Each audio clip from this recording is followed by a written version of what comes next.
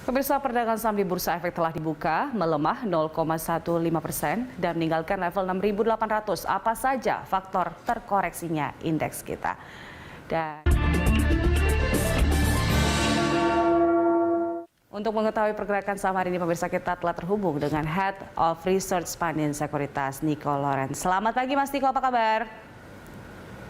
Baik, Mbak Julita, apa kabar? Baik, Mas Niko, indeks kita sempat bertahan di atas level 6.800, tapi kini meninggalkan level itu. Apa saja sih sentimennya? Oh, sebenarnya kalau buat hari ini sih sebenarnya mainly ya investor concern itu tuh masih dari sisi kemarin ya rilis data ya. Jadi kalau kita lihat kan translasi dari inflasi ini significantly above expectation, jadi benar-benar tinggi nih. Jadi naiknya 7,5%, ekspektasinya sebenarnya cuma kayak 7,2%. Nah, jadi ini yang translasinya sebenarnya most likely the Fed itu akan lebih agresif dari sisi mereka punya initial stance atau ibaratnya posisi awalnya. Karena kalau kita lihat contohnya ya, misalnya di bulan Maret ya, potensi sebenarnya ada kenaikan kayak suku bunga bahkan sampai 50 basis point nanti. Sebelumnya ekspektasinya cuma 25 basis point. Nah, jadi dulu probability kemungkinan naiknya itu cuma 25%, Mbak Julita. Cuman kalau kita lihat sekarang, itu bahkan udah bisa ke level di atas 40%. Sama kalau kita lihat ya, dulu kan investor sebenarnya sampai akhir tahun 2022, ini kan naiknya kan bisa sampai, cuma naiknya 4 kali ya, kenaikan buat dari The Fed. Cuman kalau kita lihat sekarang probability-nya udah tinggi, ini most likely kayak udah di atas 60% bahwa suku bunga di tahun ini bahkan bisa naik sampai 6 kali. Itu probability meningkat dari yang sebelumnya 50%, sekarang ke 60%. Nah, jadi itu yang sebenarnya bikin market tuh agak-agak nggak begitu positif ya. Karena kalau kita lihat juga statement dari salah satu Presiden Fed buat St. Louis, James Bullard menyatakan bahwa mereka atau dia support penuh kebijakan The Fed untuk menaikkan suku bunga bahkan sampai 100 basis point nanti di bulan Juli. Nah, jadi itu sebenarnya jadi concern sih.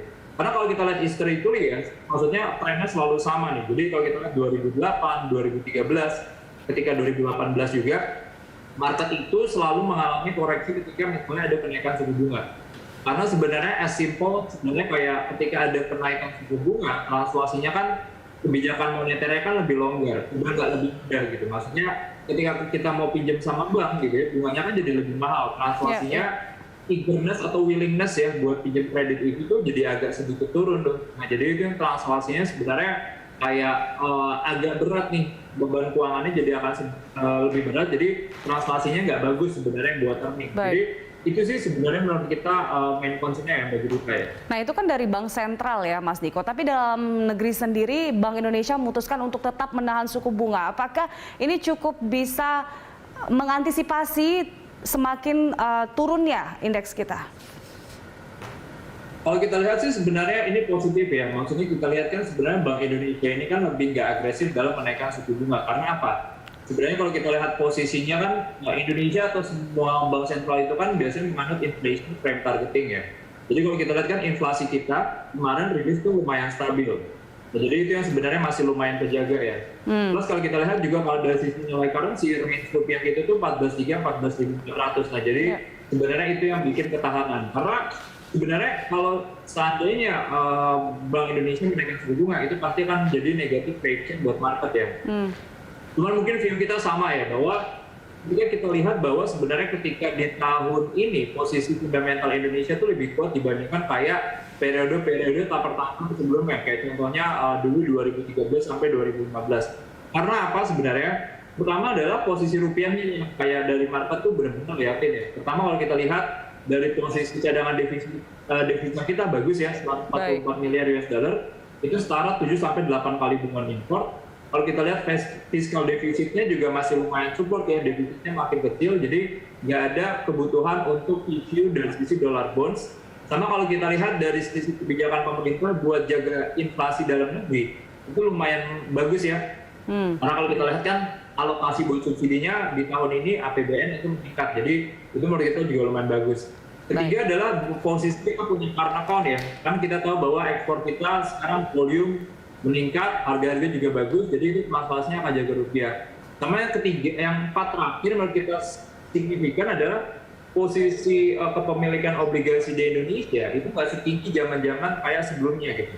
Karena cuma 19% kepemilikannya. Jadi kalau seandainya nanti ibaratnya ada rush out, atau ada outflow yang signifikan, ini akan terjaga nih karena posisi mereka nggak banyak gitu. Beda sama zamannya ketika Maret 2020, ketika waktu itu posisi foreign ownership-nya tuh bisa sampai 38-39%. Baik. Di situ kan rupiahnya bisa melemah cukup dalam sampai 16.000, sampai ke level 16 sampai 17.000. Nah, cuma sekarang karena ownership-nya lumayan rendah, translasinya menurut kita jaga rupiahnya. Nah, jadi itu sih. Jadi kebijakan kemarin dari sisi Bank Indonesia, mereka masih maintain, mereka punya benchmark rate, itu menurut kita jadi katalis positif sih ya buat pasar ya. Baik, kebijakan dari Bank Indonesia masih menjaga bagaimana level indeks di Bursa Efek Indonesia. Mas Niko, nah kalau kita lihat dari Bursa Efek Indonesia sekarang, indeks kita masih di 6.800-an. Artinya memang kalau kita lihat pada pagi ini sangat fluktuatif, tapi kalau akhir pekan biasanya ada profit taking. Apakah memang ini rentan terkoreksinya karena profit taking juga di akhir pekan? Iya, sebenarnya ada potensi profit taking juga ya dari sisi investor ya, karena kalau kita lihat kan indeks sudah terus menyentuh level all time high dalam beberapa minggu terakhir, rally-nya juga udah lumayan signifikan, jadi menurut kita lumayan wajar kalau sebenarnya ada potensi profit taking. Sebenarnya profit taking itu pun didasari banyak ketidakpastian dalam jangka pendek juga nih Mbak Julita ya, karena tadi dari sisi divide itu juga. Kedua adalah tension yang sebenarnya antara Ukraina sama Rusia yang sebenarnya mereka state, kita tahu kan bahwa di borderline Ukraina itu kan udah ada 130.000 tentara di situ. Ada tank, missiles, ada broad supplies dan lain-lain. Jadi itu yang sebenarnya bikin tensi lumayan tinggi di dalam jangka pendek sama menengah. Yang ketiga sih menurut saya yang lebih signifikan adalah kasus baru dari dalam negeri ya. Jadi sebenarnya gini ya, kalau seandainya range kasus baru itu masih nggak lebih tinggi dibandingkan yang levelnya Delta. Dulu kan Delta puncaknya kan sekitar level 50-60 ribu ya, 50-55 ribu. Nah cuman kalau kita lihat sekarang kan Omicron ini kan baru di level 40 ribu. Nah jadi somehow within the expectation ya, walaupun meningkatnya signifikan. Cuman kekhawatirannya adalah sebenarnya kemarin statement atau pernyataan dari Kemenkes ya. Jadi mereka bilang bahwa buat 2-3 minggu ke depan ada ruang jumlah kasus baru Omicron itu bisa 3-6 kali lebih tinggi. Which itu juga sebenarnya lebih tinggi dibandingkan rata-rata di global ya. Jadi kalau kita lihat puncaknya Delta kan dulu bisa sampai 1 juta, sekarang peaknya 3 juta, jadi naiknya 3 kali lipat. Naiknya 2-3 kali lipat dibandingkan Delta. Cuman kalau naiknya 3-6 kali, nah itu bisa dibilang akan jadi pressure ya. Karena kita tahu nih bahwa market ini bergerak akan sesuatu yang sebenarnya unexpected ya. Jadi kalau misalnya ada sesuatu yang benar-benar di luar ekspektasi mereka, koreksinya tuh bisa lebih dalam gitu. Jadi itu sih yang sebenarnya menurut kita jadi resiko tuh dalam jangka pendeknya. Cuman kalau kita ngomongin katalis positifnya sih sebenarnya turunnya juga menurut kita nggak terlalu dalam yang hari ini. Karena somehow kalau kita lihat dari sisi laporan keuangan, ini lumayan bagus nih Mbak Juta. Kalau kita lihat beberapa bank contohnya BRI, BCA, Bank Mandiri, BNI, BTN juga lumayan bagus, jadi itu jadi kata positif ya. Baik, nah artinya memang koreksi yang terjadi pada pagi ini masih koreksi yang wajar. Dengan berbagai sentimen tadi tentunya masih ada saham yang mungkin masih bisa kita cermati untuk dikoleksi hari ini Mas Niko. Kita akan simak bagaimana rekomendasinya usai jeda, tetaplah bersama kami.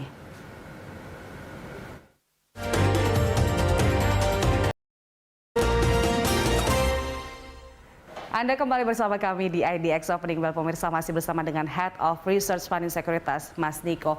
Mas Niko, Anda tadi sempat menyebutkan bahwa ada saham-saham perbankan yang sangat menarik sebenarnya karena di laporan kinerja mereka panen laba.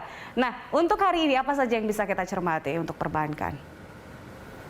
Iya, sektor perbankan menurut kita sektor yang menjadi pemenang ya ketika misalnya ada inflasinya lagi tinggi atau ada ruang kenaikan suku bunga. Khususnya sebenarnya bank-bank yang punya deposit franchise yang lumayan bagus ya, karena translasinya kan kalau bank-bank punya kayak struktur third party fundingnya lumayan bagus, mereka punya kasa ya, karena account saving account yang lumayan kuat, itu kan sebenarnya lebih insensitif ya, nggak terlalu sensitif sama kenaikan suku bunga. Nah jadi itu positif. Nah karena kita tahu bahwa ketika misalnya di Indonesia itu ya, ketika ada kenaikan suku bunga, bank-bank itu biasanya langsung adjust, mereka punya suku bunga dasar kredit. Translasinya pasti positif. Jadi ada ruang NIM, ada NIM expansion di situ ya, profitability-nya meningkat, translasinya menurut kita positif ya. Apalagi kalau kita lihat di tahun ini ya, maksudnya ekspektasi ekonominya kan sebenarnya akan lebih baik dibandingkan tahun lalu. Jadi bank-bank ini pun sebenarnya nggak butuh pencadangan yang signifikan nih. Karena kalau kita lihat guidance dari beberapa bank itu, ekspektasi cost of credit ya atau biaya provisi itu akan sedikit turun. Nah jadi kalau misalnya biaya provisi turun, beban provisi turun gitu ya, translasinya bahwa mereka tuh punya net profit akan jump significantly. Jadi kita lihat nih tren dari sisi earnings ini masih bakal jump lagi ke depannya ya. Plus yang kita lumayan appreciate adalah sebenarnya gimana mereka allocate, mereka punya capex ya buat ke infrastruktur digital. Jadi translasinya menurut kita lumayan bagus nih, maksudnya dibandingkan bank yang sebenarnya pure digital gitu ya, kita lebih suka bank-bank yang sebenarnya lebih omnichannel. Maksudnya mereka ada physical presence-nya itu dalam sisi brands, terus mereka punya expansion dari sisi digitalnya. Karena kita tahu nih bahwa di kota-kota kecil ya, tier 2 sama tier 3 cities itu kan sebenarnya internet penetration-nya belum bagus. Bisa dibilang financial inclusion di Indonesia itu tuh masih rendah banget. Nah jadi translasinya mereka butuh physical presence itu. Jadi kita lebih suka sih. Bank ini sih menurut kita jadi winner ya bagi kita ya. Baik, apalagi perbankan ini adalah sektor yang dipengaruhi langsung oleh inflasi. Nah, untuk komoditas ini kan juga dipengaruhi inflasi ya Mas Niko, dan juga kita lihat melonjak begitu harganya pada beberapa pekan terakhir ini. Nah, bagaimana untuk hari ini bisa dicermati untuk emiten-emiten yang masih menarik Mas Niko?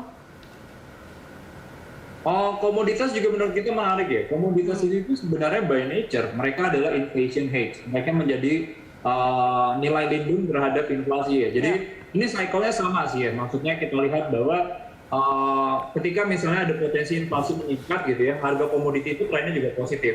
Plus kalau kita lihat sebenarnya juga ini diikuti dengan kayak demand yang meningkat ya somehow di beberapa negara. Supply-nya agak terhambat. Kayak contohnya misalnya di Malaysia gitu ya. Maksudnya sekarang kan mereka punya workers itu kan masih di ban ya dari yang Indonesia sama Bangladesh. Jadi supply-nya terbatas, mereka punya produksi agak nggak begitu bagus, cuma demand-nya tinggi. Jadi translasi harganya naik signifikan. Batu bara juga sama ya, kalau kita lihat ya. Maksudnya dengan adanya concern waktu itu ada import ban dari China ke Australia, translasi juga dari beberapa tambang gitu ya, ada inspeksi terkait dengan mereka mau shifting ke renewable energy. Ya, jadi translasinya supply-nya terhambat, cuman demand-nya itu masih lumayan tinggi. Nah, jadi komoditi ini masih lumayan bagus sih. Sama kayak contohnya kayak buat nikel ya. Jadi kalau kita lihat demand-nya tinggi buat stainless steel dan juga electric vehicle. Cuma kalau kita lihat dari sisi trade inventory itu nggak begitu tinggi ya. Jadi demand-nya lumayan tinggi, cuman supply-nya terbatas. Jadi komoditas menurut kita masih menarik ya. Mungkin itu. Cuman hati-hatinya mungkin batu bara sih yang kita lihat ya, bahwa in the short term sebenarnya masih bakal bagus nih demand-nya ya. Baik. Sampai di first quarter, cuman kalau kita ngomonginnya mid to long run gitu ya, harusnya akan ada sedikit pressure nih, karena investor kan udah lumayan aware dari sisi ESG-nya, walaupun Indonesia adoption-nya masih lumayan rendah, cuman menurut kita tuh kalau ngomongin jangka panjang itu tuh bakal pressure sih, mungkin itu ya. Saham-saham lain yang menurut kita menarik ya sebenarnya, kita sih sebenarnya suka ya kalau misalnya buy thesis gitu ya, kalau ngomongin jangka panjang mungkin yang Mbak Julita ya, jadi saham-saham yang sebenarnya punya exposure ke ESG sih. Jadi kayak exposure ke ESG itu contohnya adalah Antam sama Info misalnya. Karena kan harga nikel itu trennya lagi positif juga, mereka ada exposure di situ. Mereka lagi bangun smelter buat olah biji nikel jadi ferronikel dan nickel pig iron, dan nanti mereka bakal olah lagi nanti biar jadi bahan baku yang digunakan buat baterai listrik, menurut kita positif. Lalu itu, yang kedua adalah saham-saham yang kayak contohnya ada exposure ke renewable energy, contohnya adalah Indica. Mereka kan target kan mereka punya dari non-coal itu kan jadi kayak 50-50 ya. Jadi mereka investasi ke gold, mereka masuk ekosistem buat di motor yang buat motor listrik, menurut kita juga bakal bagus. Grup MNCN juga belakangan lagi menarik ya, kalau kita lihat ya beberapa saham share price related kayak IATA, Kepik, Big Cap, Behit gitu ya, trennya positif. Cuman parents-nya atau holdings-nya agak sedikit ketinggalan nih, contohnya kayak MNCN sama BNKR. Jadi kalau misalnya buat short term-nya menurut kita sih masih menarik ya buat MNCN ya. Baik. Nah itu dia rekomendasi dari Mas Niko untuk bisa dicermati oleh para investor hari ini. Mas Niko terima kasih untuk informasinya pada pagi hari ini. Terima kasih Mbak Julita. Sehat selalu. Ya pemirsa, demikian Head of Research Pandin Sekuritas Niko Lorenz. Dan pemirsa, sampai di sini IDX Opening Bell menemani pagi Anda. Anda bisa mengirimkan informasi dan saran pada kami lewat email di redaksi@berita1.tv atau follow kami via Twitter, Facebook, YouTube, dan Instagram. Saya Julita Telomedua, mewakili rekan Anggita Wulandewi serta seluruh kerabat kerja yang bertugas mengucapkan terima kasih atas kebersamaan Anda. Salam sehat, sampai jumpa.